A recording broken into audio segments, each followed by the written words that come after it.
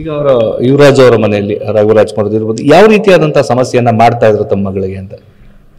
ತುಂಬ ಕೆಟ್ಟ ಮಾತಾಡ್ತಿದ್ರು ಅಂತ ನನ್ನ ಮಗಳು ಒಂಚೂರು ಹೇಳಿದ್ಲು.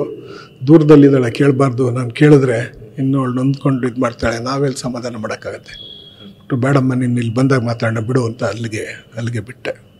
ಈಗ ಗಂಡ ಹೆಂಡತಿಯಲ್ಲಿ ಜಗಳ ಇದ್ದೇ ಇರುತ್ತೆ. ಇಲ್ಲಿ ಯುವರಾಜ್ ಸಮಸ್ಯೆನಾ ಅಥವಾ ಮನೆಯವ್ರದ್ದು ಸಮಸ್ಯೆನಾ? ಮನೆಯವ್ರದ್ದೇ ಸಮಸ್ಯೆ, ನನಗೆ ತಿಳಿದಿರೋ ಮಟ್ಟಿಗೆ ಮನೆಯವ್ರದ್ದೇ ಸಮಸ್ಯೆ.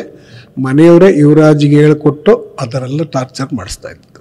ಯುವರಾಜ್ ಹೇಗಿದ್ದ ಸರ್? ಯಾಕಂದ್ರೆ ಇಲ್ಲಿಗೆ ಬರುವಂಥದ್ದು ಹೋಗುವಂಥದ್ದು ಎಲ್ಲ ನಮ್ಮ ಜೊತೆ ಎಲ್ಲ ತುಂಬ ಚೆನ್ನಾಗಿದ್ದ, ತುಂಬ ಡೀಸೆಂಟ್ ಆಗಿ ಇದು ಮಾಡ್ತಿದ್ದ. ನನಗೇನಾದ್ರು ಹುಷಾರಿಲ್ಲ ಅಂದರೆ ಇಬ್ಬರು ಓಡ್ಬರೋರು, ಅಲ್ಲಿಂದ ಬಂದು ನನ್ನ ನೋಡಿಕೊಂಡು ಆಸ್ಪತ್ರೆಗೆ ಕರ್ಕೊಂಡು ಹೋಗಿ ತೋರಿಸ್ಕೊಂಡು ಎಲ್ಲ ಮಾಡ್ಕೊಂಡು ಬರೋರು. ಈ ಸಿನಿಮಾಗಳಲ್ಲೂ ಸಹ ಸಿನಿಮಾಗಳು ಸಾಕಷ್ಟು ಕಾಣಿಸ್ಕೊಳ್ಳುವಂಥದ್ದು ಶ್ರೀದೇವಿಯವರು ಜೊತೆಯಲ್ಲಿ ಇರ್ತಾ ಇದ್ರು. ಯಾವ ರೀತಿ ಇತ್ತು ಒಡನಾಟ ಅವ್ರದ್ದು ಅಂತ? ಸಿನಿಮಾಕ್ಕೆ ಹೋಗೋದು ನನಗಿಷ್ಟ ಇರಲಿಲ್ಲ.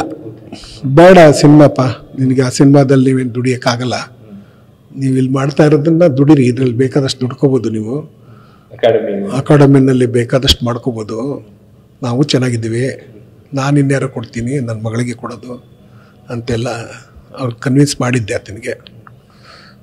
ಏನು ಆಸ್ತಿ ವಿಚಾರ ಅಥವಾ ಹಣಕಾಸಿನ ವಿಚಾರಕ್ಕೆ ಏನಾದ್ರು ಮನಸ್ತಾಪನ ಅಥವಾ ಏನು? ಇಲ್ಲ, ಖಂಡಿತ ಇಲ್ಲ. ಆಸ್ತಿ ಹಣಕಾಸು ಅವ್ರಿಗಿಂತ ಜಾಸ್ತಿ ನಮ್ಮ ಹತ್ರ ಇದೆ, ಹಾಗೆ ಆ ಥರ ಏನಿಲ್ಲ. ಅವ್ರಿಗಿಂತ ಜಾಸ್ತಿ ನಮ್ಮ ಹತ್ರ ಇದೆ, ಹಾಗೆ ನಾವು ಹೇಳ್ಕೊಳ್ಳಲ್ಲ, ತೋರಿಸ್ಕೊಳ್ಳಲ್ಲ ಅಷ್ಟೇ. ನಾವು ಸಿಂಪಲ್ ಆಗಿರೋ ಜನ ಅಷ್ಟೇ. ಈಗ ದೊಡ್ಡ ಮನೆ ಅಂತ ಹೇಳಿದ್ರೆ ನಾವೆಲ್ಲ ಅಗ್ರಿಕಲ್ಚರ್ ಫ್ಯಾಮಿಲಿಯಿಂದ ಬಂದವರು, ನಾವು ಹೇಗಿರಬೇಕು ಹಾಗೇ ಇದ್ದೀವಿ. ನಮ್ಮ ತಂದೆ ಕಾಲದಿಂದನೂ ನಾವು ಕೋಟ್ಯಾಧಿಪತಿಗಳೇ. ಈಗ ದೊಡ್ಡ ಮನೆ ಅಂತ ಹೇಳಿದ್ರೆ ಎಲ್ರಿಗೂ ಮಾದರಿ, ಸೊ ರೋಲ್ ಮಾಡೆಲ್ಗಳು ಅಂತಿತ್ತು, ಅಂತ ಮನೇಲಿ ಈ ತರದ್ದು ಆಗ್ತಾ ಇದ್ರೆ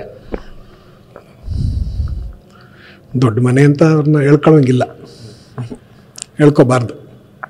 ನಿರೀಕ್ಷೆ ಮಾಡಿದ್ರೆ ಇದ್ದಿರದೊಂದು ಸನ್ನಿವೇಶ ಬಂದ್ಬಿಡುತ್ತೆ ಅಂತೇಳಿ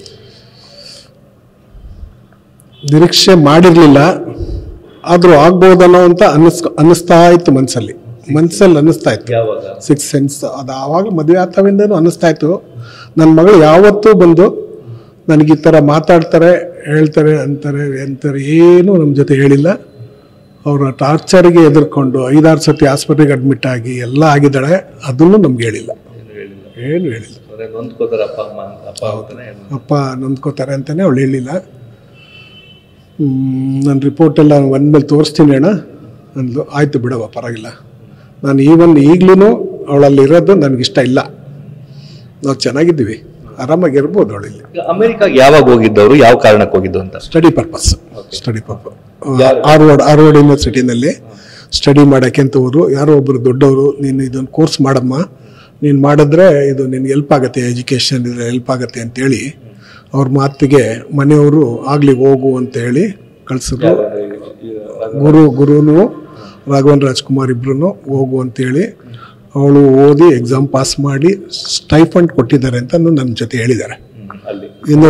ಯೂನಿವರ್ಸಿಟಿ ಖರ್ಚು ವೆಚ್ಚ 1 crore ಏನೋ ಕೊಡ್ತಾರೆ. ಹೌದು, ಆ ಥರ ಕೊಡ್ತಾರೆ. ನಮ್ದು ಏನು 5 ರೂಪಾಯಿ ಖರ್ಚಿಲ್ಲ, ಮುಗಿಸ್ಕೊಂಡು ಬರ್ತೀನಿ ಅಂತ ಹೋದ್.